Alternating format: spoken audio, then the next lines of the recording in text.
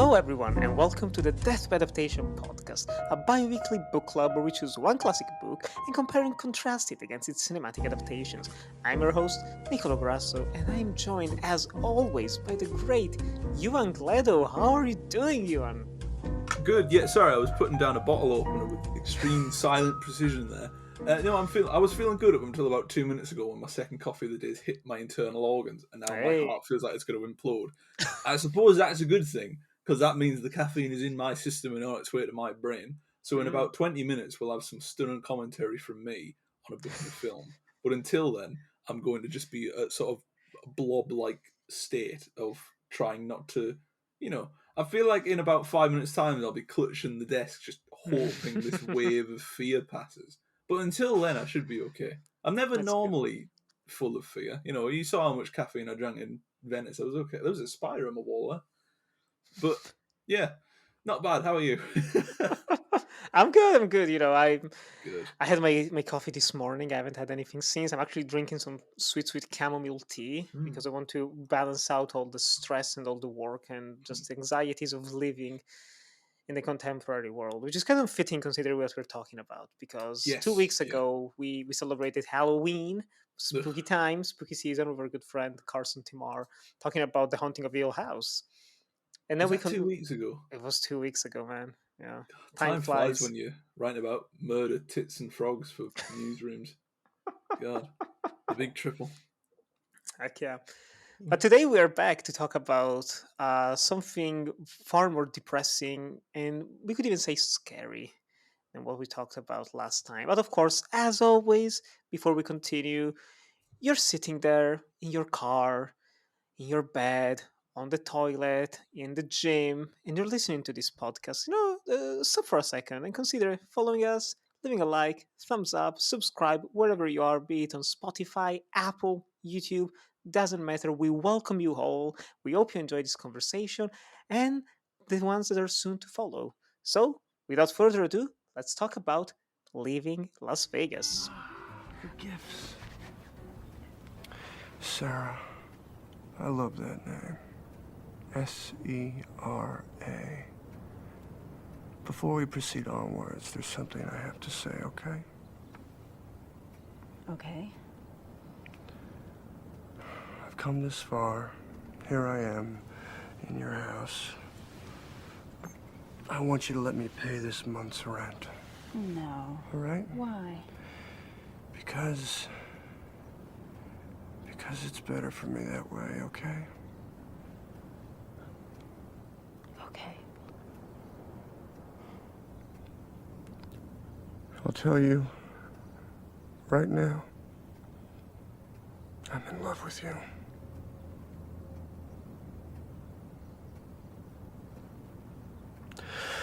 But, be that as it may, I am not here to force my twisted soul into your life. I know that. We both know I'm a drunk. And I know you're a hooker. I hope you understand that I'm a person who is totally at ease with this, which is not to say that I'm indifferent or I don't care. I do. It simply means I trust and accept your judgment. I was really worried about how that would be. But no, I'm not.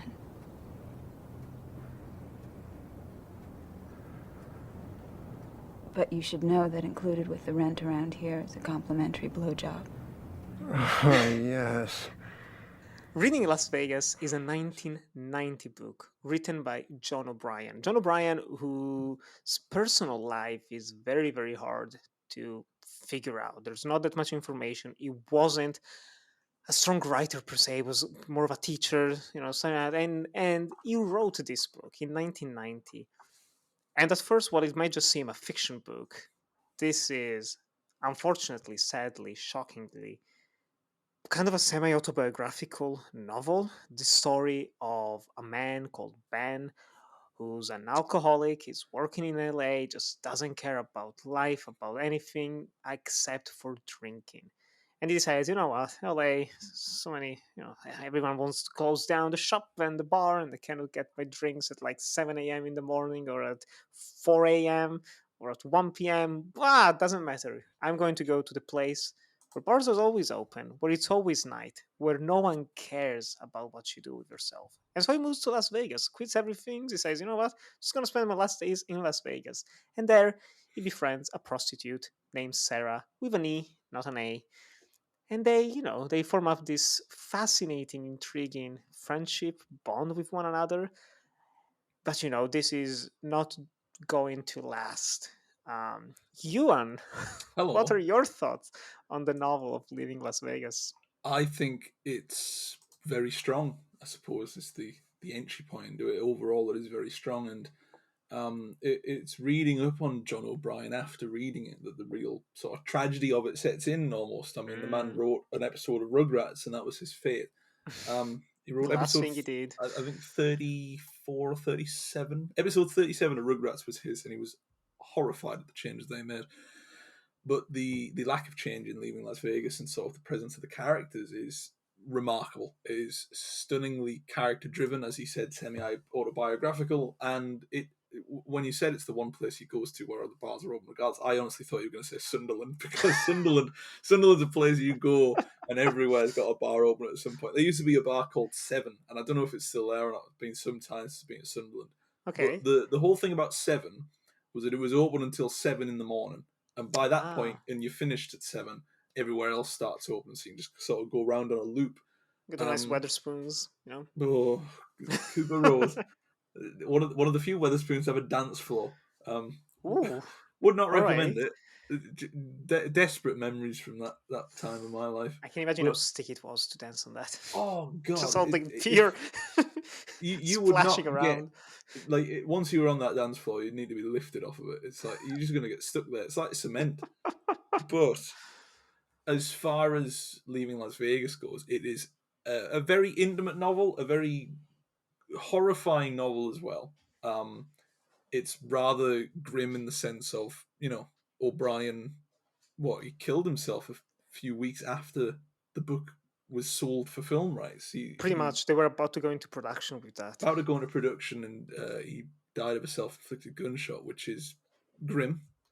Oh, But from reading Leaving Las Vegas and sort of knowing his mindset and that it's autobiographical, you shouldn't be surprised because it is a horrible story.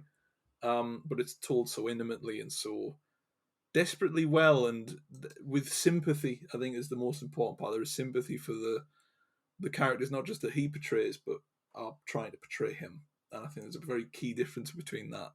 You know, I'm sure we'll get into that. I don't want to spoil too much. mm-hmm. We got to let people linger around for another hour, so we Yeah. can't just give away all the details at once. But I will say that I think the differences and similarities between Ben and Sarah with an E are very very distinct in the sense that they both portray a side of him. But I do think one character is more inclined to showcase his personality than the other, and I don't think it's the obvious choice of the two. Yeah. Yeah. This book is dark. Yeah, It might just be the darkest novel that we talked about, and we've explored quite a few horror narratives and yeah. intriguing thrillers and mysteries with gruesome elements. The But living in Grinch. The Grinch, man, that's spooky shit. But living in Las Vegas is it's just so real.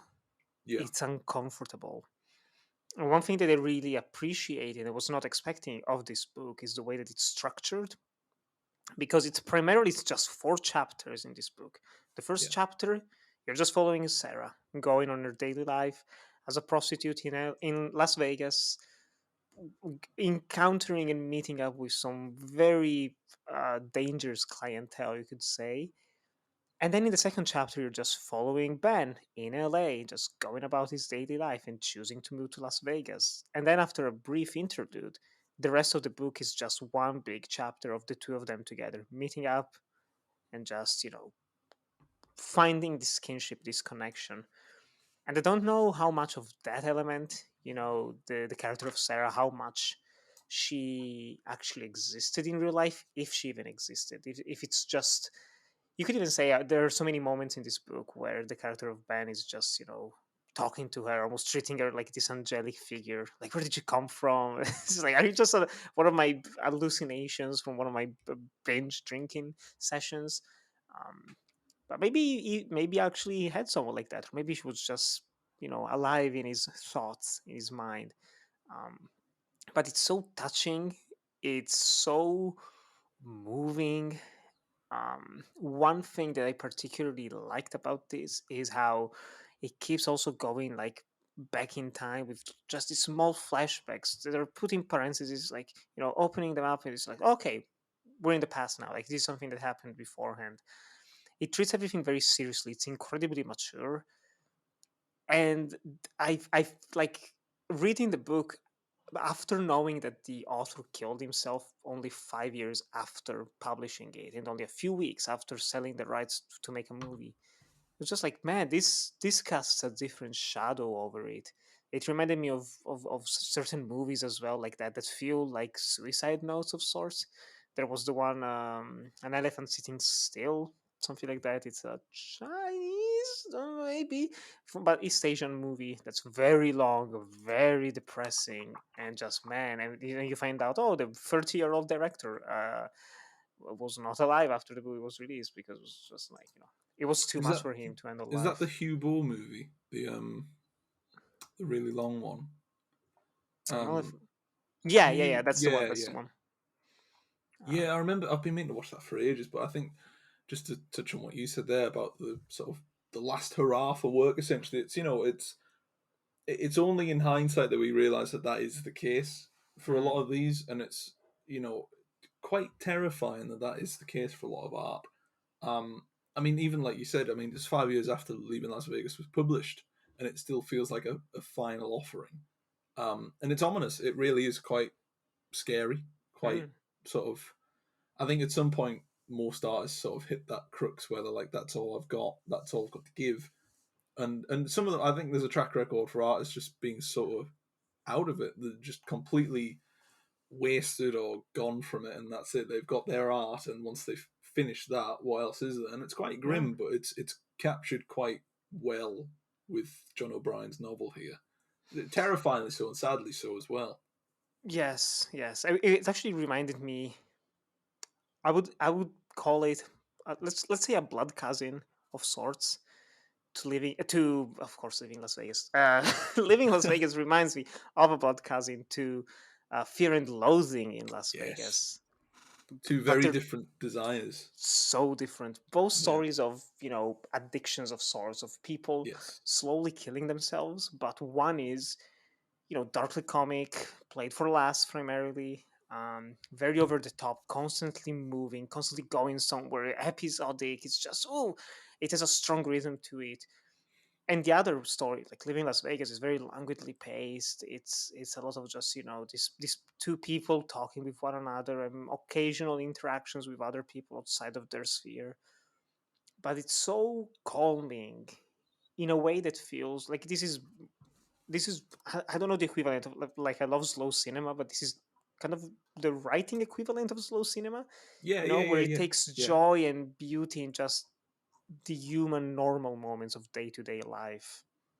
Yes. Absolutely. And I think I suppose the difference. I'm glad you mentioned Fear and Loathing because I didn't want to bring it up because I'm sort of the bloody Hunter S. Thompson mega fan. Number one. Um, but I think the key difference is that Fear and Loathing in Las Vegas is about the sort of the pursuit of the American dream, what makes people pursue it, and why is it a fallacy.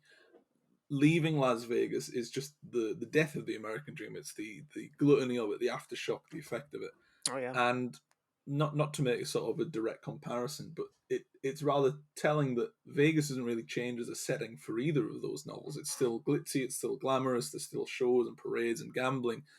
That the gluttony of Vegas is very much the key, and it's the solution that it provides. Essentially, it provides a very big solution for John O'Brien's work, but it provides a different one for Hunter S. Thompson, where it's sort of a reactionary rather than an absolute.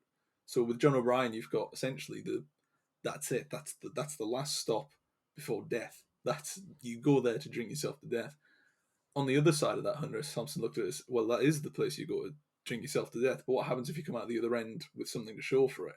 Yeah. And the differences are quite stark. Obviously, I mean, there is one. Leaving Las Vegas is very grim. It's very dark and it's very dingy.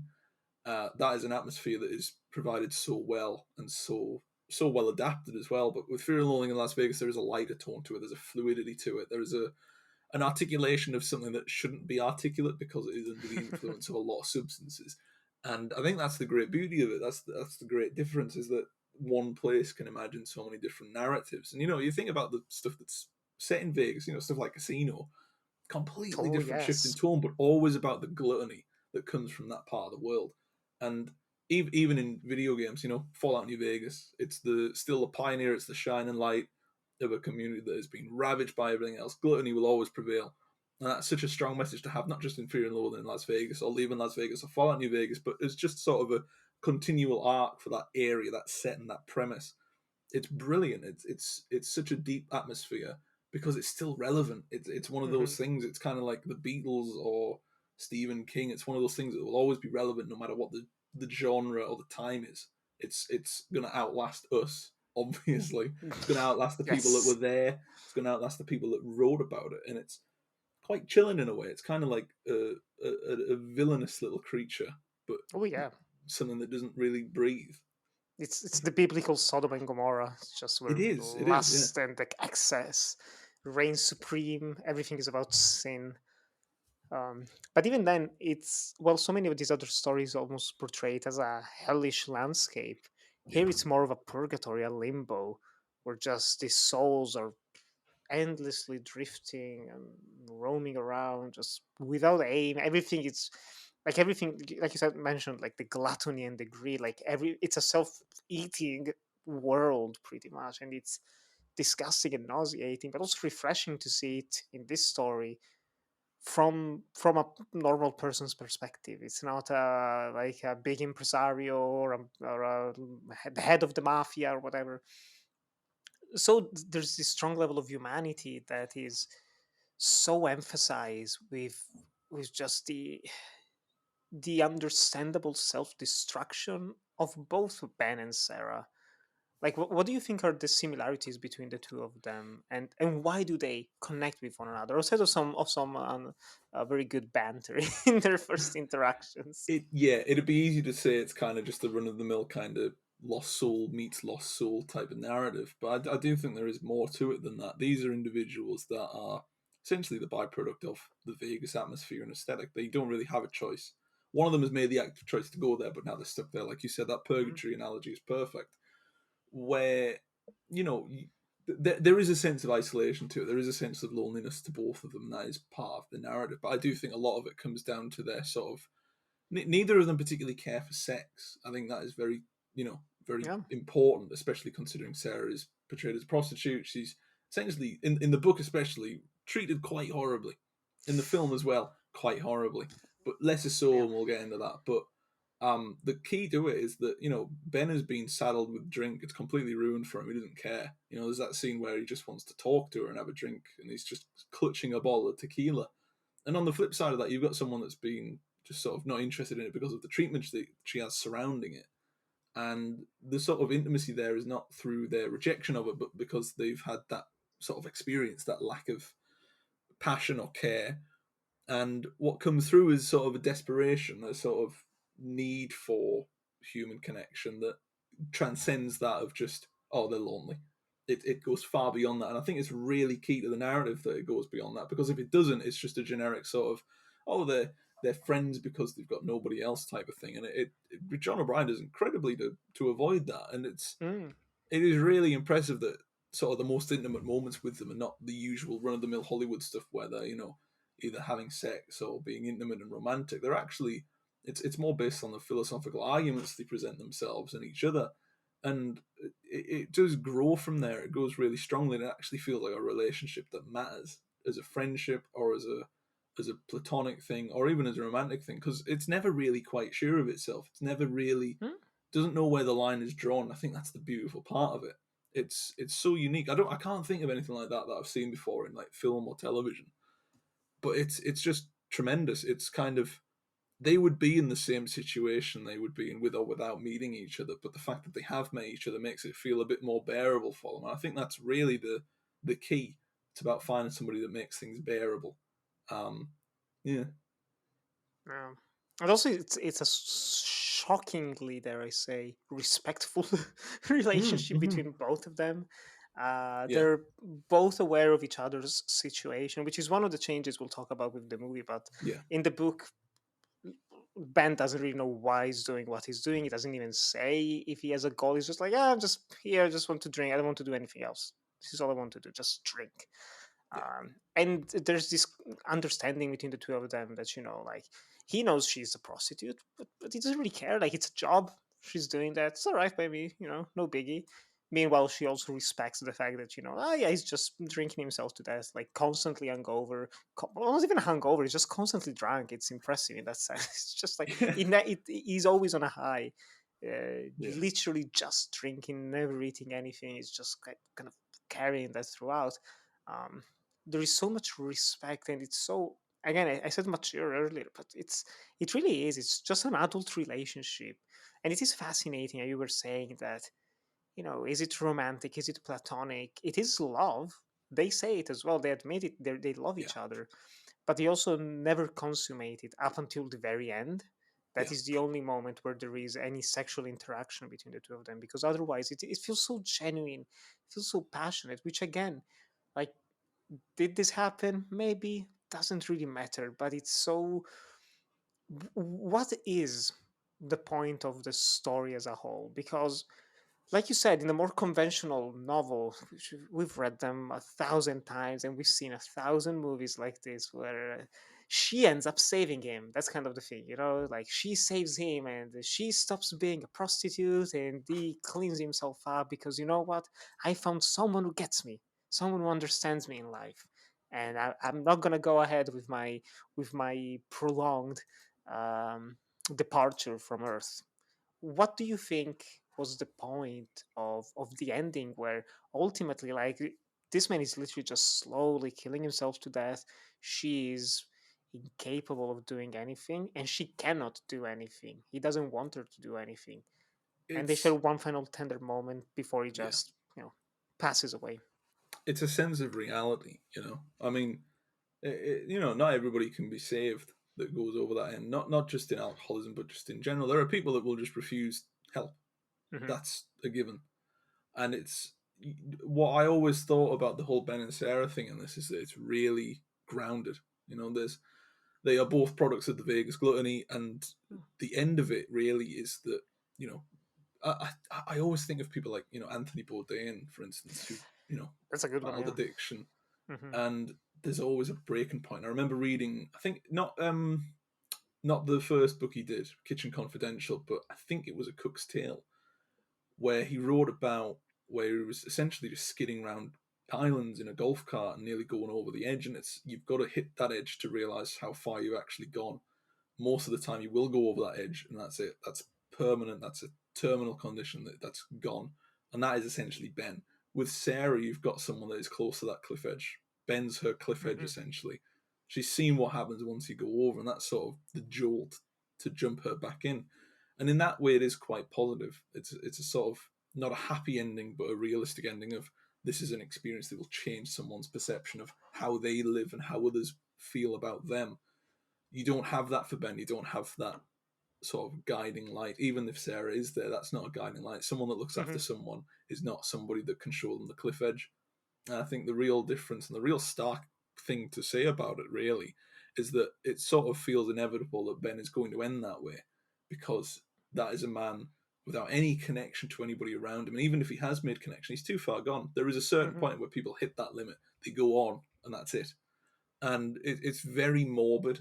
It's very real. It's very very chilling. Um, but the fact that he actually powered through with that as a message, as an actual structure for his story, is just so refreshing in sort of a bleak, sort of emotional tourist type way, Mm. where we're just Oh, that's a nice word. spectating. We're expecting something to change. We're expecting the turnaround. But the fact of the matter is, and there will be people listening, and there are people we don't do video, they won't be watching, but there'll be people listening that have had that experience. There'll be people speaking that have had that experience, Yeah. and they'll know that more than ever, that what John O'Brien is writing is particularly accurate. You can't be the cliff edge for someone that isn't interested. You've got to wait until they see it for themselves, or they'll go over. It's not a choice, and I think that's the key thing about Sarah's writing in this, is that she's for the book especially, a very independent character. They kind of have a perception of their own self-worth, but isn't actually realised until the very end.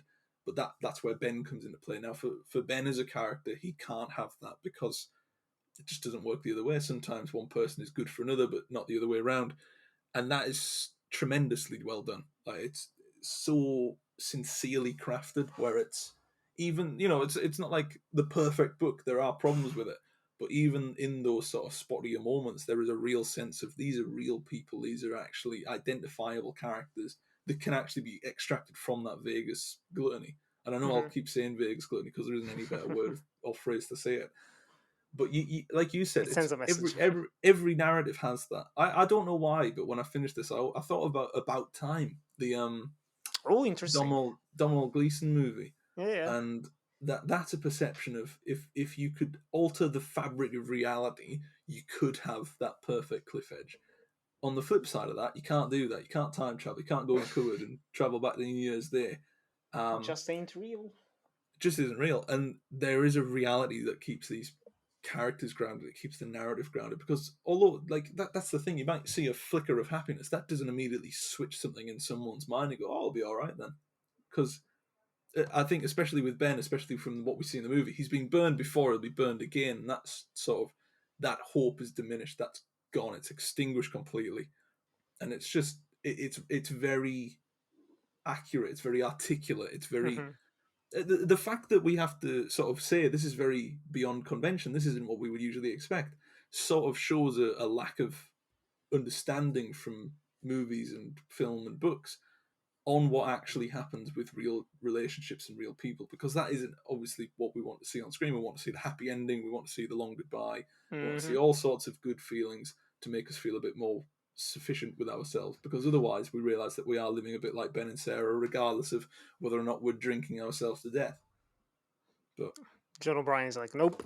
yeah, John O'Brien essentially said, well, that's not particularly true, everybody, is it? And the actual truth of the matter is, you will slowly die, regardless of what you do, until you find that cliff edge. And it's so eye-opening in a way that, mainly because it's just not done much. It's never a focal point of a narrative piece anymore, that not every ending is a happy one. I can't think of the last film I watched where it was like a justifiably neutral ending, because this is a neutral ending. This is kind of all right, well, one character is going to live on and hopefully learn from that, another character isn't. But there's not. Do you think she's going to drop everything and that's the reinvent thing. herself, or that's continue? the thing. You never know, but it's kind of the optimist in me, what little of it remains, kind of hopes so. But at the same time, that isn't guaranteed, and I think John O'Brien does well to keep it ambiguous with that. He keeps it ambiguous because who knows what she's going to do. There's no definite route. There's always the chance of a relapse. There's always the chance of going back into that behaviour. There's always the chance of finding yourself in that situation again. But the real hopeful angle of it is that that flame is still flickering, it's still on, and it's still available to one of the characters. Or on the other hand, it's just completely absent for Ben for the whole thing. It doesn't feel inevitable, though. I think that's the key thing. O'Brien makes it feel like he has a chance. I think that's the absolute crucial part of Ben, is that he didn't feel doomed, not straight away. Yeah. It always plays with you. So it always gives a little bit of hope that maybe it will change. But every time you think that, Ben literally just says, like, you know what, this is not going to happen. Just accept it right now. I'm not willing to change. Just let me do what I'm doing, and we'll get on just splendidly. And that's what they do, and that's what happens. Because people do that. That's how people do are. that. Yeah. And it just starts very organically. I like even that it's. There's no, like a dramatic event that changed him forever. Just like there's no one specific thing that led Sarah down her path. In life, it's just a combination of things. It's smaller ones, bigger ones, and they all just converge together, leading to, Ben's alcoholism, for instance. There is just one last thing I wanted to touch on that came to mind when you were talking about Sarah's character and her independence. She's independent, especially in the second half of the book, once she also frees herself from another character that we haven't mentioned yet, which I believe the name is Yuri. It is definitely Yuri in the movie. In the uh, movie, it's Yuri, yeah. but basically, it's just her pimp. Yeah. In the book, is an Arab, I think, like Middle Eastern, overweight man who pimped her out when she was in Los Angeles, and then he goes back to Vegas to find her, and he keeps pimping her out for a while until he's just delusional, scared out of his mind that people are listening to me and they're out to kill me. And he leaves. He just gives one last goodbye to Sarah, and it's like, yeah, you know what, whatever, just I'm leaving, bye. And he leaves the city. What do you think is his place in this story? Um, because he almost seemed like someone, to me at least, he almost seemed like one of those characters that is so despicable because you also read about some flashbacks and some things that happened between him and Sarah in the past. Like how yeah, he's very abusive towards her in a very calculated way. That's very upsetting to read about. But he almost seems aware of the corruptive nature of Las Vegas to the point that he might just be the only one who actually makes it out of the city in the book. Where it's just like, you know what, I'm leaving. This is not for me, and I need a fresh start as well. I need to Yeah. do something more with my life. How do you see all of that?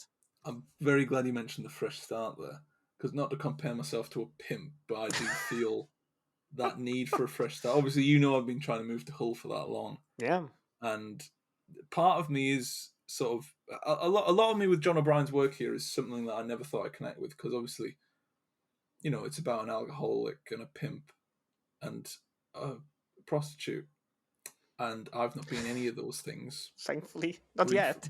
brief flutters with all of them.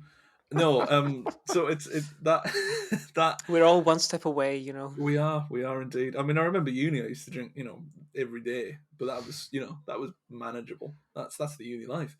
It is. As far as that free start, that fresh start, that free spirit goes, it comes down to uh, it's an escapism, isn't it? It's Yuri is very much the shackles for Sarah. Once that's gone, that's a weight lifted. He's essentially the ballast for what she's trying to achieve, and life becomes a bit clearer when the ballast is sort of let loose. When the anchor's sort of severed from a ship, and they can just sort of move on. For Yuri to be that is acceptable. He does that as a supporting character. Is very strong and it's very articulated well for the first. I think he's only in the first half of the book, really, isn't he? Where he's Yeah, kind of just kind of, yeah. fled afterwards.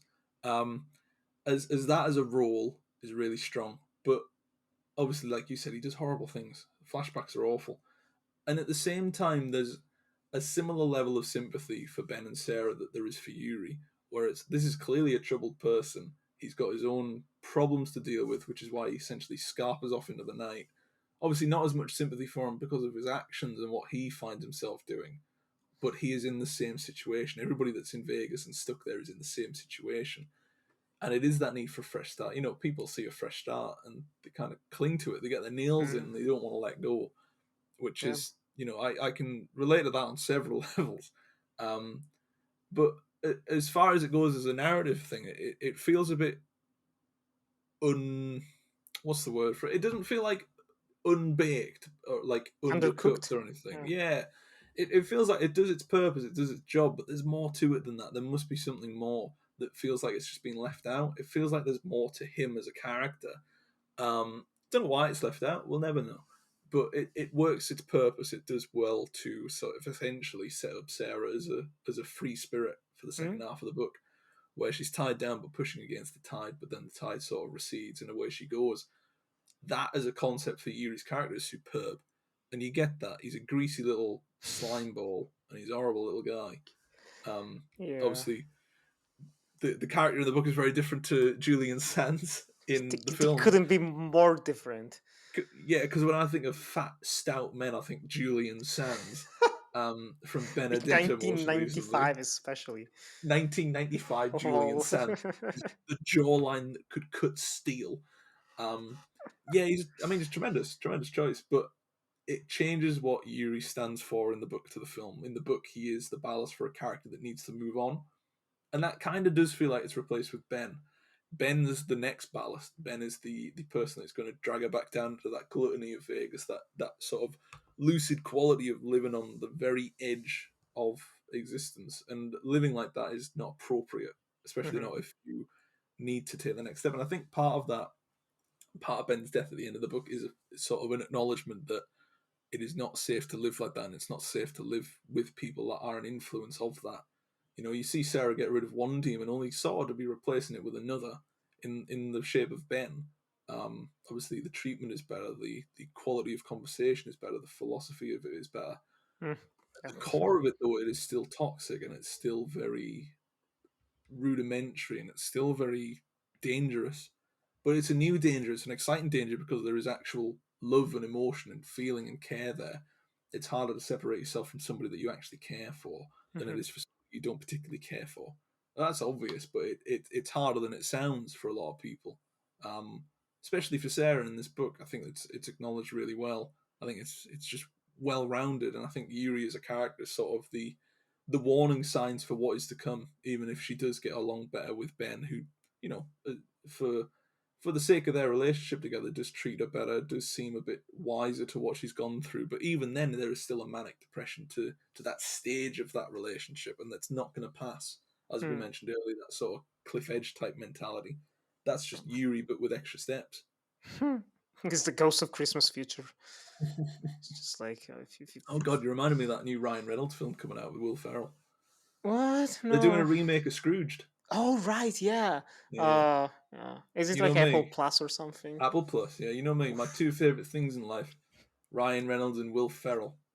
What a combo together at last. You could put me in a Uh, room with Ryan Reynolds and Will Ferrell, or you could put me in a room with, like, I don't know, one of the Saw chaps, and I know which one I'd be picking. Ryan Reynolds and Will Ferrell. I'm not an animal, but Anything's better than. I would be very upset. Is what I'm trying to say. Um, you know, oh look, it's the guy that did Anchorman and nothing else, and oh look, it's the guy that's done nothing but buy a football club. Wonderful. Ouch. Ouch. Sorry, no. Was he in The Proposal? Ryan Ryan Reynolds Reynolds? was Yeah. Matthew McConaughey. My knowledge of rom-coms has receded somewhat, much like my hairline. I'm joking. I've got a lovely head of hair. Sorry to make For everyone listeners who jealous, don't but know, yeah. my hair is fantastic. I know there's no video for this podcast, but the absolute legions of hair that I've got and will be remaining on my head is stunning. If you want What to isn't see stunning? Ewan's hair, you can go to the Don't Listen to This podcast YouTube page where Yeah, you can we've got. see it in its entire wonderful glory. The issue with that, though, is that my hair now is very different how it is on there, and I record the Oh, episodes that far in advance that I've had a haircut since then that looks a bit more better.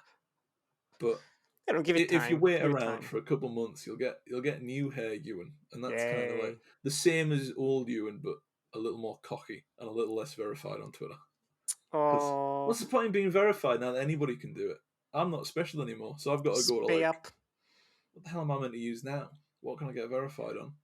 You can Letterbox? ask. You can ask Daily Star. No, no. To kind of They want me know. to I'm celebrating my birthday in November Yeah. for an exclusive. So I'm buying a party hat and I'm heading off out into town to celebrate my birthday a month before. Because I was born on Christmas Day, so it's like a kind of, oh well, I'll It's hard to celebrate celebrate on the day. it on November 25th to beat that Jesus fella from stealing the spotlight and stuff. You know, Classic Jesus. Classic Jesus. hey, what's he like? But speaking of like after this novel came out, it was Hmm. a moderate success. I do believe if John O'Brien compromised some of the some of the darkest elements, it kind of made it more uplifting. Damn it, it would have been a bigger success. But also, it would It have was, yeah, completely been lost to time and space. Just like yeah. this diluted version of the novel would not work. But the rights were bought in '95. As we said, unfortunately, he killed himself, to the writer John O'Brien. But the man who was tasked with directing this book, Mike Figgis, soldiered on. He was like, you know what, I'm tempted to stop here because it's just uncomfortable to keep on making a movie after this happened. But in the same way, let's try to celebrate this man. Let's bring this story to life, especially since it was very personal to him. Again, it was the only novel of his that was published while alive. There are a couple posthumous novels that have been published over the years. Um, and now we have this 1995 Oscar nominated and winning film starring Nicolas Cage, Elisabeth Shue, and Julian Sands. Of course, Nicolas Cage won. It's like I have a potato in my mouth every time I speak. Um, and Nicolas Cage won the Oscar for this performance, the only Academy Award that would change his career, going from more art house oriented movies into massive action blockbusters. But this is seen by many still to this day his finest performance, or definitely one of his finest turns. The same for Elizabeth Shue, who was nominated. And yeah, the film has garnered, let's say, a cult status because of these Oscar nominations, but also for the darkness that was present in the novel and that was kept for almost its entirety intact in the movie. Ewan, what are your Hello. thoughts on this film? Um, this is one of the, I've had Letterboxd a while. I think it's one of the, I think about 60 odd films that I've got on a 5-star. I adore Wow. this film. I think it's incredible. I think it's so perverse and disgusting and drab and upsetting and uncomfortable. It's just perfect. It understands the novel perfectly. It's like Filth, but for Las Vegas. It's Filth the Yeah. book, not just Filth in general. Filth as in like the Irvin Welsh book. Fun Which we little did fact talk about about. Mike Figgis, though, the director, is actually a patron of the independent cinema near me, Tyneside Cinema. Oh, He's wow. the patron there. One of them alongside, I think Ken Loach was for a time. That's amazing. Yeah, lovely guy. But his work understands what the book is about, and I think it's rare that you can say that a director who's adapting a work that is not his own, that the author has passed, it's rare you can say that they understand it fully. And I do Mhm. think it's the little intricacies that make me think Mike Figgis really understands what I've done it again. Just What mixing Leaving them Las up. Vegas is about. He knows what it's about because I feel as if he's understood what O'Brien was trying to get through. I really do. And it's, you mentioned there Nicolas Cage, his only Oscar-winning performance. I do think it's his best performance as well. I really do. I don't think it gets better than this for him. And like you said, it was a shot in the dark for him. But 2 years later, he was doing Face Off, which is arguably one of the best action films ever made. I'm not even saying that with any hint of irony. It just is. Oh, yeah, baby. And you sort of look at the state of his career now. Obviously, he went through that. People say it's a rough patch, but you look at something like Leaving Las Vegas, and then you look at something like, I don't know, Prisoners of the Ghostland, Color Out of Space, Mandy. It's the exact same performance. It's the exact same style. Just it depends on how it's adapted. That Cage zaniness is right there, and I know people love it. And Leaving Las Vegas knows exactly what to do with it, because to show him as this kind of not ambitious person, but as a larger than life character, which is essentially what drink does to people. It makes them confident, it makes them shake. And to use that as an energy, as something that provides Cage with a bit of a new layer for his sort of the same thing he does in Ghost Rider or Face Off. It just utilizes them so well. It's perfect. It is truly wonderful to see that sort of, he's in the bank and he's like shaking, and then he comes back in later and he's like sophisticated and calm, but he's still like larger than life. He needs the alcohol to put a signature down on a piece of Precisely, paper. yeah. He needs the Jesus. alcohol to stop his hands from shaking, but that is just a raw Cage energy Mm. that is just adapted so well. I can't articulate how much I love it. There's a scene where I think this scene in particular sums up perfectly why I absolutely love Leaving Las Vegas as an adaptation. Mhm. It's where he's sat on the bus bench and there's two nuns in the background giving out pamphlets of salvation, and it's just an articulate understanding of, and I think that's where Figgis understands the book. He's Mhm. always close to that salvation. He'll never reach it though, because nobody in that state does. And I think there's just an understanding of that really truthfully throughout, and it never fades. It's never hinting at a happy ending. It's never trying to think, well, he might make it out, because you've just seen a man down an entire bottle of bourbon. He's not coming back from that. That is a new level. And I can't think of any films that have shown that desperation so prominently, so ominously, so really. I mean, again, Fear and Loathing in Las Vegas, that was more focused on the camera work, the technical merits that bring sort of drug abuse to life, but It's the very actual, Terry Gilliam style, very very Terry Gilliam style, colorful and kaleidoscopic. a lot of Dutch camera angles, all the So usual many. stuff. Beautiful. You never get a film, and I mean, I remember when I wrote about this for Clapper all those years ago about Another Round and sort of the Oh the yeah. inclusion of alcohol on screen, how it works. And I did a video essay on it. It's the only one I've ever done. And I enjoyed doing it. Wow. It's the only one I've ever done. It's the only one that's ever gained me any traction. And Hollywood has a real issue around displaying drinking problems and displaying alcoholism. You get something like Flight or Mhm. Barfly, or there was another Billy Wilder film from the 40s that I can't remember the name of, but they essentially Ooh, The show Long Weekend. The Long Weekend. Or That's the Lost one. Weekend. Lost Weekend, yes. One They of all those. show alcoholism as sort of a brief hurdle to mount. It's something that you can just sort of go through very briefly, very quickly, for the sake of a narrative crutch. And it's not that. It clearly isn't. Anybody that has been through it at some point will tell you, no, it's not that. Actually, it's very, very different. And I think Leaving Las Vegas shows that best. It summarizes what happens at the deep end of that spectrum, which I can't think of anywhere that's done it before. Another Round did the other end of that spectrum, where it's very light. They've dabbled with it. They've sort of touched upon it, and they've realized the consequences of it. Leaving Las Vegas at the other end of the spectrum, it's they haven't realized the consequences of their actions or what they're doing. They don't really care either, and that is the end result. I think it's just such an articulate understanding of the novel, not just from its premise and its meaning, but also its actual events, its stages, and its lifespan. It's perfect. It is the perfect adaptation. I don't think it gets any better than that, other than like Filth. I think maybe that's just ahead of it because of its lighter tone with the darker symmetries. But More I think, cinematic in that sense. yes, Leaving Las Vegas is a purely adaptive novelization, taking a novel and putting it on the screen. That it doesn't get better than that. That's perfect. Wow, high praise. Probably the highest praise I don't since think I've ever. Filth, I actually. mean, I'll put it this way: it's better than The Godfather. There we go. Woo! Okay. That'll anger the middle Americans in the mid-60s shaking their walking sticks. Oh boy, oh boy. I'm not taking that bait. But You've done Living well Las to avoid it. Vegas. I watched Living Las Vegas in 2018. I was doing a Cage-a-thon, just kind of going through all the Nick Cage movies I hadn't seen, all the big ones. I was like, I love this guy. Why haven't I watched all these classics? Let's just get this done. And then Living Las Vegas, I saved as one of the last movies to watch because I loved him so much. It's the Oscar-winning performance. It's amazing. I was like, okay, I'm gonna save that. I'm gonna savor it, enjoy it to the fullest. Little cherry on top after this 40-movie marathon.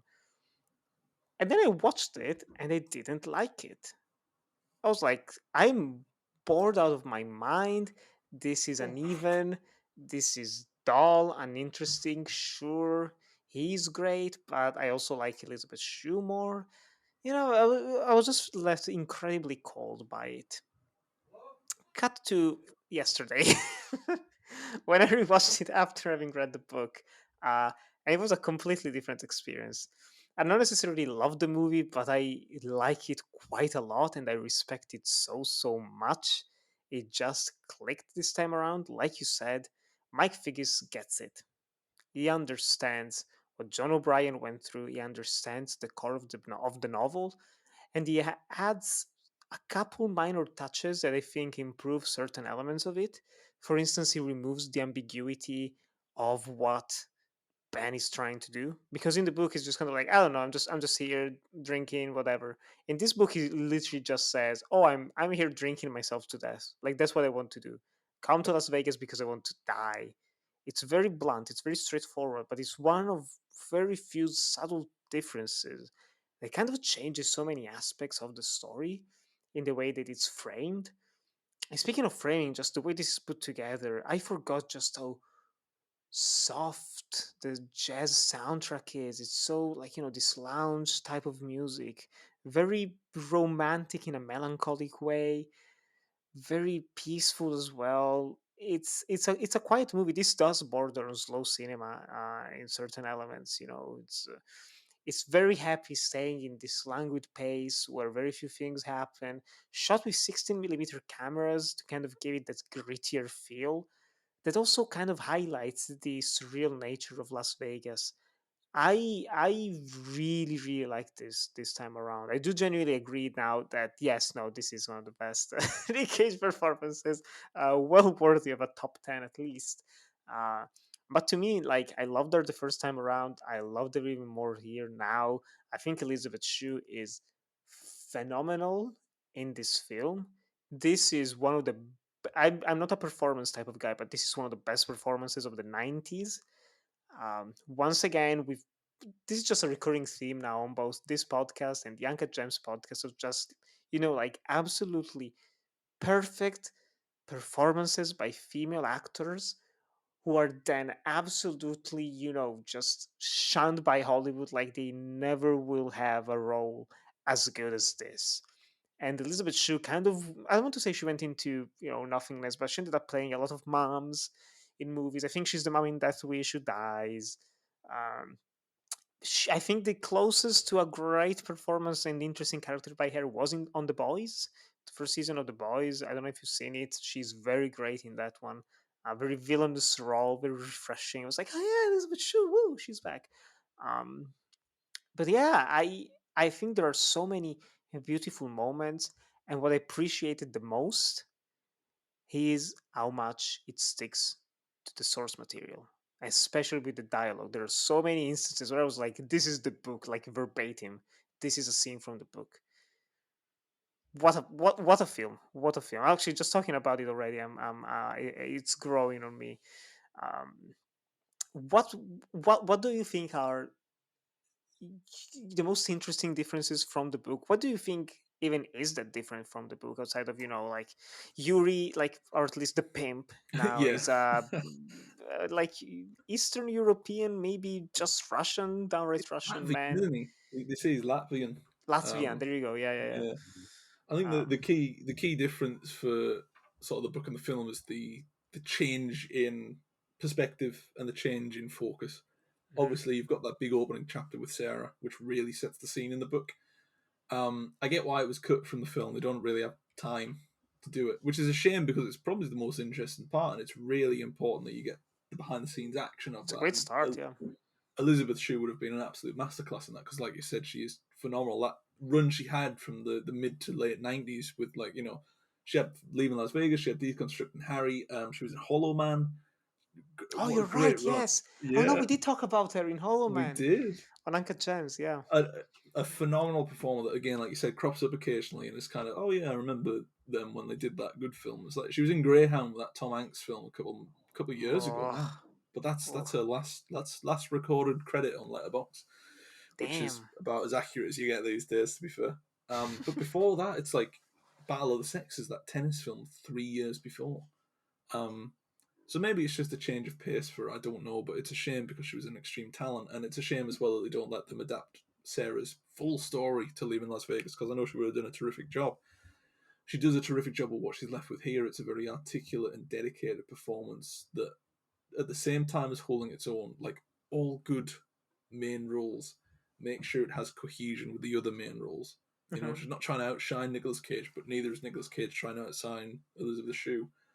There's a real sort of chemistry there. There is a real chemistry, and it really does allow itself to open the broader parts of Leaving Las Vegas, which are touched on so well by O'Brien. And most of it comes down to the fact that they both have really good chemistry. There is a real dynamic on screen. There's a real care, and then individually as well, they can stand alone. You've got Cage running rampant on alcohol, sort of taunting bartenders, and being a generally disorderly drunk. But then you've got Sarah, who has a nice scene with Ali Ermey at the casino bar, and it Yeah. sort of gives the inferences away, and it gives sort of her gambit away. It's just really, really well done. But obviously, a bit more focus on Elisabeth Shue would have been superb. But obviously, it's kind of hard to fit that in. I understand it can't be sort of shown. It is shown briefly in those like little interactions by herself when she's like trying to talk to potential customers or sort of saying what they can and can't do to her. That sort of thing is there, and it's as lacking in emotion as it should be Mhm. because it is in the book, and it's really well adapted. I just wish there was more of it, but that's me being gluttonous.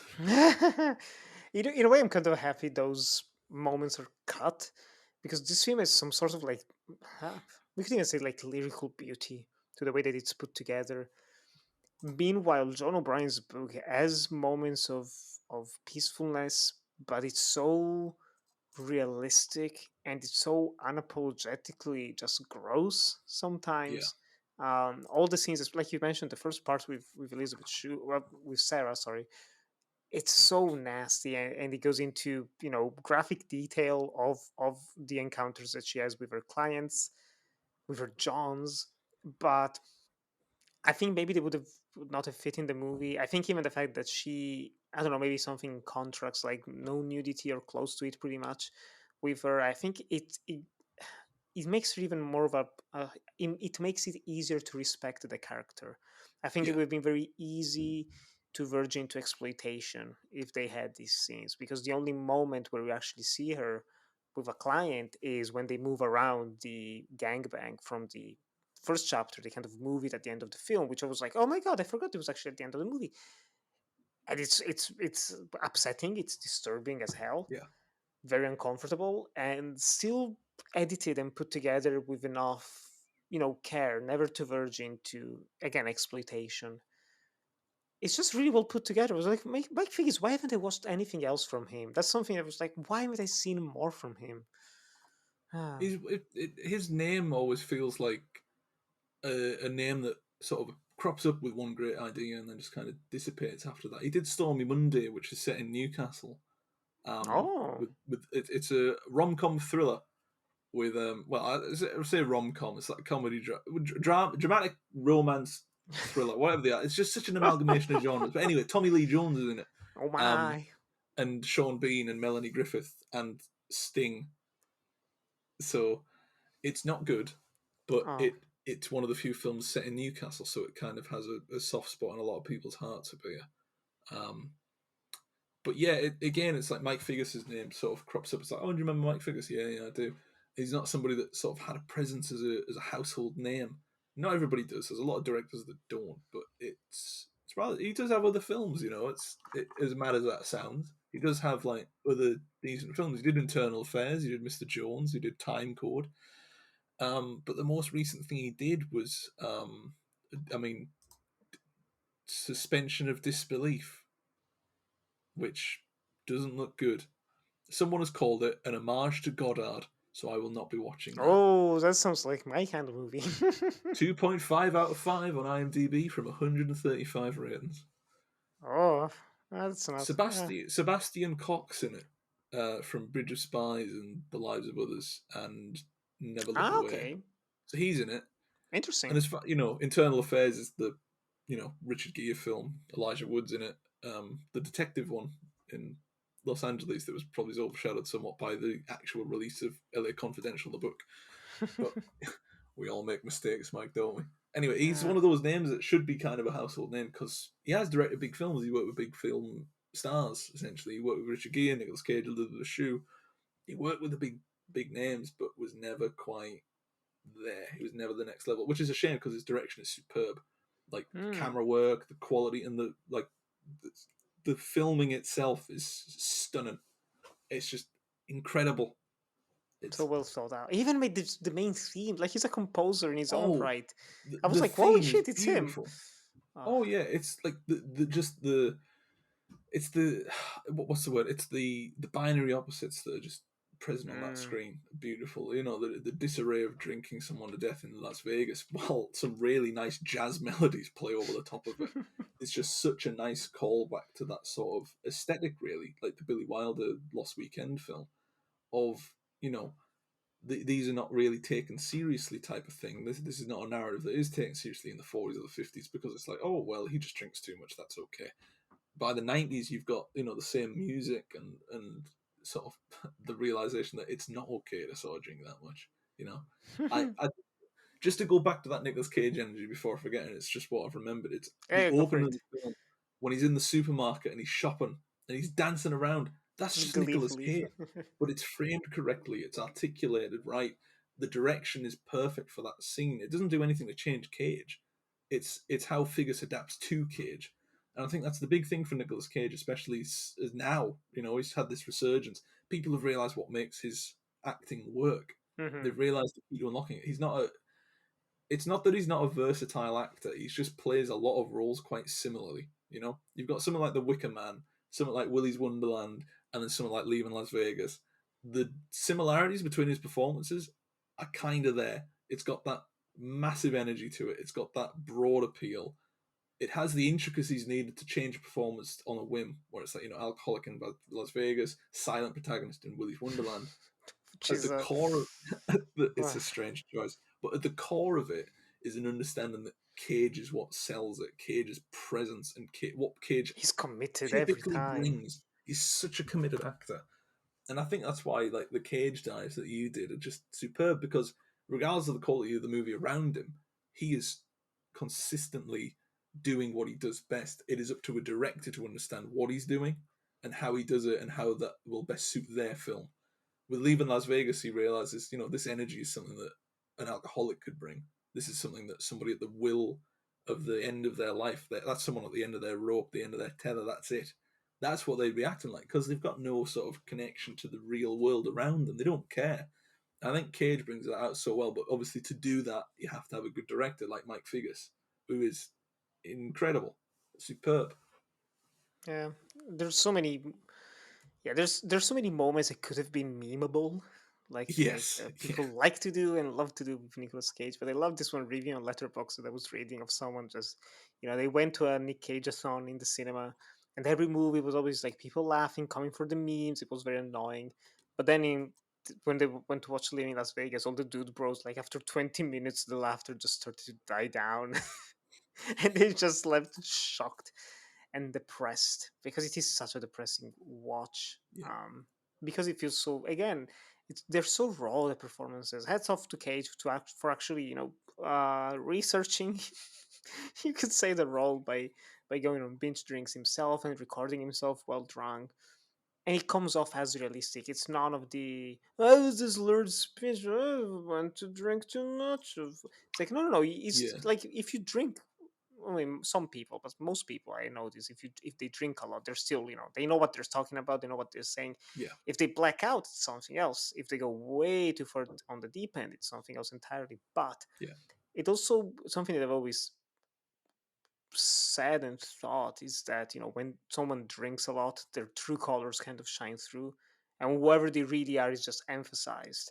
And there is something to be said for how just kind of honest and very quiet he is when he's drunk in this movie. Even in the book, like, the character itself is just so, it's so likable in its own weird way, which also kind of ties with all of the opening stuff, with him losing his job where they fire him, where they literally just go like, we like having you around, it's a shame. Even in the book, he knows this is coming. I was like, I'm actually shocked they let me stay drunk on the job, just basically working for 60 minutes every day instead of like 7 hours or 8 hours, because they just like having him around. He's a good drunk. But yes, it's a great film. It's very depressing. But just the final thing I wanted to ask you, unless you have other questions as well, just the ending. How do you feel the ending is the same as the book? Because it pretty much is. But do you think this one leaves it with a little bit more hope for the future, or not? Because there is one. Because the major difference between the two is that in the book, Elisabeth Shue as Sarah, she just goes to the window and looks outside, like, he's in the bed, he's shivering. She just gave him a hand job, I believe. I was like, just living in there, just like, this is not happening, this is not happening, until it's too late. She hears quiet and she knows, like, he's dead. But in the film, they actually have intercourse together, and it's the kind of it's very tender, romantic. It's the only moment they have any type of sexual interaction with each other. How do you feel? And then she just, he's dead, and she's ready to leave the room pretty much, and she has a beautiful final line. How do you feel the two endings differ from each other? Do you think they leave you with something different? Are they essentially just the same thing, just executed in a different manner? I think it's one of those rare occasions where they both work for me. Hmm. Um, the book is particularly open and very broad, and it's not optimistic in the usual sense. It is optimistic in the sense of anything is now possible. She's looking out that window. She's looking at what lies beyond, and what is beyond is who knows. And I do like that as a narrative choice to have it open ended, because it feels rewarding. It feels deserved for John O'Brien to write that, because who knows what happens next. It's that cliff edge again. She doesn't know where she's at yet. For the film, I understand that it needs to be a bit more close, because it's the brutality that precedes it does warrant a bit of a happier ending, especially visualizing something and reading something of two very different states of mind for art. And to show instead of tell is very different. And I think Figgis is kind of like, all right, we've had everybody through the ringer for the hour and 40. Let's calm it down a bit. And I think that's where the feeling of About Time came through for me. It's that sort of, even if people don't display it, or if they don't display it for too long, there is real feeling and connection. And I think the final scenes where she's like the therapist saying, "Oh, he did love you," and all that stuff. It doesn't need saying. I think it's obvious, but it's nice sometimes to have that confirmation. It's nice to know that there is value. And sometimes films kind of go a bit hard into that. I think it's something like Love Rosie, or like a typical rom-com. I know it's not an active comparison to compare Love a Rosie, I light forgot about rom-com. that. Exactly. I forgot about it until it flashed in my mind. I watched it once in uni, and that was it. But it's not fair too much to compare a rom-com to this. However, it does have articulate tropes, and it does have that feeling of an endless sort of love that is showcased very clearly at the end to make up for the violence and the brutality that Elisabeth Shue's Sarah goes through. Yeah.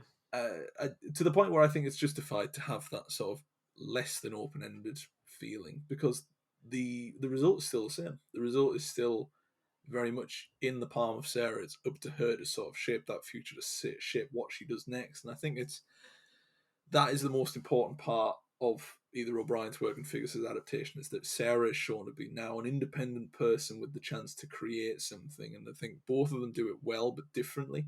I think one of them is more optimistic than the other, because one of them is giving us the assurance that it is something that she understands. She does understand that Ben's love is there. On the flip side of that, I do like this. I mean, I'm kind of a, desperately pessimistic person, and do kind of like the lack of break from reality. It might not be okay. She might not have had the same feelings to Ben. She might have taken pity on him. Ben might have just been using her as a crux for his alcoholism. We don't know that, and it's so open-ended. I think Figgis essentially just draws a conclusion that everybody was going to come to begin with. I think it's fine. I think I probably would have come to that conclusion if it had been open-ended. I would have thought, yeah, she's probably going to do that. Yeah, it's fine. Because it feels justified. It feels like it's valued, and it feels like Sarah is then valued by the end of it, which is the most important thing. Really, this is a film about Sarah, and as much as the film shies away from the more gruesome moments, even if that latter stage does come through with the students, which is just brutally horrible, there is still an articulate understanding of why Sarah's character is so important, why that growth is so important. It's the cliff edge mentality, and it's one of the rare times the Academy got it right. She's listed as leading role, not as a supporting actress. She's like, and I think the bulk. Sorry, I just cracked my arm if that came up on the microphone. Oh wow, that was loud. Oh, did that pick up on the microphone? Yes. Oh, wonderful. Right, that'll bother. I'll try and crack the other one. Hang on. Oh, wow. That one. Yeah, there we go. Oh, feeling better. Sweet release. No, but overall, it's kind of Sarah's ending either way is justified. And it's rare that I can say a book and a film, despite having different endings, come to the same conclusion. Yeah. I think it speaks more for the open-ended work of O'Brien than it does for Figgis' adaptation. But at the same time, Figgis adapts something that I really do hope and believe that O'Brien thought that as well. I really do hope. But, if he thought so, he would have written it. So I don't know. Yeah. Hats off to Mike Figgis for staying true to the source material. It could have been so easy, so easy to make compromises and changing things up for the worst. the but he the didn't. pressure that Figgis must have had to just change this into it, and they were both happy and fine at the end type thing, because that was pretty popular at the time. Oh yeah. Woody Allen was still making movies. I think Bullets Over Broadway, Deconstructing Harry was out at the time, and he was still making money at the box office and stuff. It They're wasn't as all. if the light rom com in the dark days was over. You think of something like Trees Lounge the year later from Steve Buscemi, the sort of alcoholic as a hero rather than as a Hmm. as a supplement for disease. It's really quite remarkable that Figgis managed to avoid it. But what did you think? Which one? What do you think of Figgis' ending? I like it. I almost like it more than the novel because it's like you said, one's more pessimistic than the other. It's all about the central relationship, what was really there. But yeah, I kind of like that it's the more conventional choice that Figgis makes, but it's also one that feels earned. It doesn't feel hokey, it doesn't feel forced in any way. It's so earnest and so heartbreaking. Especially the fact that we've seen Elisabeth Shue go to the psychiatrist, maybe not. Like there's a lot of like close-ups of her face just talking to someone, and it feels like she's opening up to the psychiatrist or maybe to someone else. Who knows? But the fact that the final shot, is the same thing. It's her face after he's passed away, and she's just sitting on the bed, kind of rethinking about their love. Which again, it could be interpreted in many ways. This love, but it was love nonetheless. It got to me. It got to my cold heart. I was like, oh my god, yeah. I was just thinking, how did I dislike this movie the first time around? Like how, in 4 years, so many things change. Yeah, I did go to the UK and discovered what true drinking really is. So maybe that helps as well. I think that's the thing. I don't think this film would have connected with me so much had I not not I didn't go in the deep end of drinking, but it was kind of You know you have what it that feels like. uni experience. You have that sort of Hmm. you got to drink every day type feeling. It's terrifying in hindsight, but at the time it's quite fun. But actually reflecting on it and having a piece of art that can reflect on that is really rare because I mean, like I've written about before, there are very few pieces of film or literature that actually reflect on it correctly. Um, I think the only other thing I can think of is Another Round. I think that does it very articulately and very Hmm. well in limited doses. Leaving Las Vegas just kind of thinks, oh, well, let's just go full throttle. Let's fire through. And it's brilliant. It's unbelievable. That's one hell of a triple feature, man. Oh, it's Go wonderful. Living Las Wonderful. Vegas, Fear and Loathing in Las Vegas, and Another Round. And they're gonna come out of it, maybe becoming an alcoholic, drug addict, or someone who will be sober for the rest of their life. I think if you showed this to anybody, like if I watched all three of those back to back, I would no doubt. I mean, I could go teetotal, but where's the fun in that sort of thing? It's like I would never touch drink again. But then, having said that, I've got two Jaeger bombs behind me, and I know I could just plow through those immediately. It's Don't it. look at them. Don't look at them. I live life on the cusp. You know how drunk I was for that Tilda Swinton premiere. I fell asleep. You know Eternal Daughter. Oh my god. that was a great review of a film I vaguely remember. The way it was meant to be seen. You know. The way it was meant to be seen, 6 vodka cokes deep on like a Tuesday afternoon in the blistering heat. In a bit of an empty stomach. Oh man, memories. Well, What a I've good got time. good times, man. I have one last question for you. Ultimately, after this conversation, which is best for you? The book Hmm. or the film of Leaving Las Book Vegas? or the film? It's a tough one, isn't it? Because essentially they are more or less the same piece, but one of them is doing the visual upheaval for you. Yeah. I think based on sort of what Figgis manages to do and what his characters manage to do, particularly Elisabeth Shue and Nicolas Cage. Obviously, we didn't touch on Julian Sands mainly because he's just kind of there briefly. He's not Yeah, I still think it's a bit super. of a throwaway character. His Yeah, presence. He's the pimp. He gets killed by yeah, mob. There's like this implication that you see this art man that Nicolas Cage finds on the road, and then we see them again entering his hotel room as Sarah Elizabeth Shue is leaving him for the last time. He just tells her like, "Oh, go away."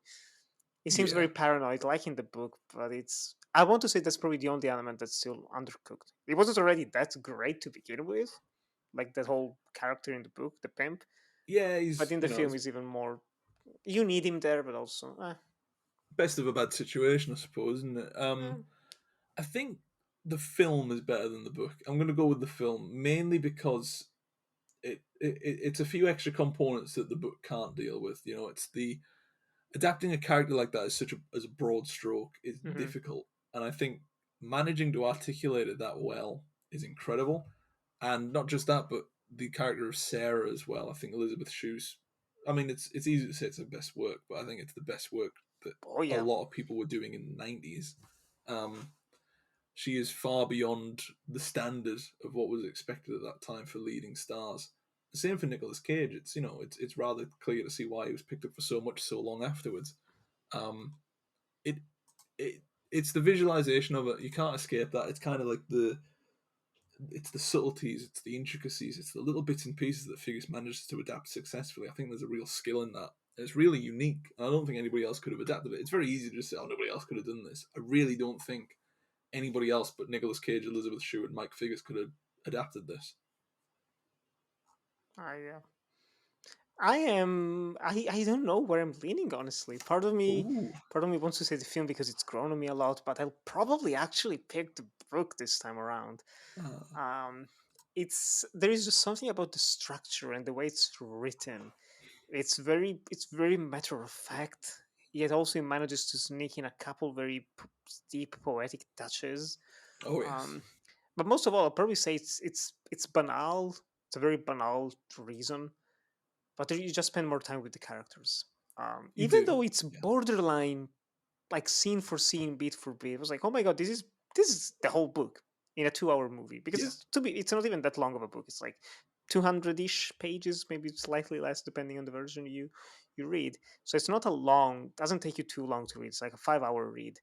So if you remove all of the internal monologues here and there and flashbacks, because for the most part they've been cut, only a couple have been left for Elisabeth Shue. It is incredibly faithful. One of the most faithful we've definitely discussed on the show. oh definitely, But without a yeah, doubt. I think I'll pick the book for this. I think I'll pick the book because Yeah, again it gave me, even though I prefer the ending of the movie, I think there's just something about the realness of the novel that just hit me in a way I was not expecting. yeah. That was The, still slightly missing from the film. Yeah, I think it's regardless of the book or the film though. There's a clear definition that Nicolas Cage's character, I mean Ben Sanderson, he does not make excuses for his excess. And Oh yeah, just to link it back to that Vegas gluttony, nobody there is making excuses for how they behave or what they do. no one judges It's you. kind of it is genuinely like the what happens in Vegas stays in Vegas mentality. It is a Mm, free passage to do excess. You would not be able to do that much without batting an eyelid in any other part of the world. yeah, Maybe Sunderland, but this episode is promoted by the Sunderland Film Committee. Come visit they us. they don't have one. Time to start one. Oh, Um, no. but yes, definitely. If you've gotten this far in the conversation, do check out both the book and the film of Living in Las Vegas. You've Yeah, likely watched the movie, so definitely give the book a whirl. I think you won't be disappointed. This is it for this episode of the Death by Adaptation podcast. Ewan, rolling out the red carpet for you. Where can our oh, listeners find you on the fold webs? that red carpet back up. They can't find me anywhere. No. No, They can get me on Twitter and Letterboxd at Ewan Gleadow, still blue EWAN. ticked. For now, at the time of recording on the 7th of November, I am indeed blue ticked. But I'm not going to pay £8 for it. That's just silly. Have you gotten Like, verified on Instagram? I noticed some people just kind of no, entered because that area of like kind of like, yeah. I don't really use Instagram that much beyond posting pictures of me at gigs and me drunk. So I don't know if I'm allowed to get that verified. I might try though, just because It's worth I a feel shot. like I just wanted to go on record though that I got a blue tick before you could pay for them. So anybody that is like, "Oh, I'm verified on Twitter," yeah, but you weren't though, were you? I got it properly. I like not to go off on a tangent while I'm trying to Worked plug my hard for it. socials and stuff, but I do find it quite funny that people are saying, "Oh yeah, but now everybody can have a blue tick." It's like, "Oh, I don't want one if anybody else can have one." It's people were saying, "Oh, it's a hierarchy thing." Yes, that was the point. That was to separate me from people like you. But anyway, give me a follow on Twitter and Letterboxd at Ewan Gleadow, EWANGLEADOW. And you can get my work on Cult Following, Newcastle World, Daily Star, Clapper. Don't listen to this podcast, which is where I talk about music and albums and all sorts of other lovely things, such as my hairline receding. By the time this episode goes out, I'll have played guitar on one of the episodes, so stick around for that.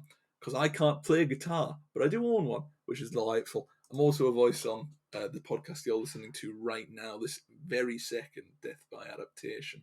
And I'm sure I'll be back for... I don't actually know what the schedule's looking like, and I don't know what we've got next. I did start reading that book about that singer that we're going to talk about. Oh, we'll get to that. We'll get to that next month. In the meantime, you can follow me on Twitter and Instagram at NickyWar97 with links to everything on there, to my Linktree that has YouTube, Vimeo, Letterboxd, Clapper Ltd. Like if you like movies and cinema, give me a follow as well as the good Ewan here, and of course check out the Death by Adaptation podcast on Twitter and Instagram. Death by Adaptation in the former, Death by Adaptation pod on the latter. Also, quick plug-in, check out the Uncut Gems podcast, as well as the Don't Listen to This pod, because they're a good time, and I've been there once for Ewan's podcast. There may be more episodes coming in the future, who knows? So stay tuned for that. The recording schedule's caught up on me. Yeah. I'm behind. But as well on the Uncut Gems podcast, there's a lot of lovely discussions going there on at the moment, and I'm back as well because schedule has moved around and I can actually record things again on the evenings. Well, actually, speaking of the Uncut Gems podcast, in 2 weeks' time, Jakub Flash of the Uncut Gems podcast will be joining me to talk about We Can Remember It For You Wholesale by Philip K. Dick, which is better known as Total Recall, the film by Paul Verhoeven.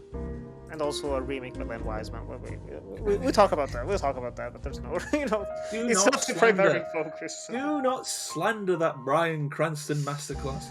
Oh, I've not actually seen it. I just know Bryan Cranston's in it. Oh, well, if you love Bryan Cranston, maybe skip that episode because he doesn't come away from it unscathed. That's all I'll say for now. But still. Take it up with Jakub. But still, thank you very much for listening to this. We hope you have a great day, and we hope to see you soon. Bye-bye.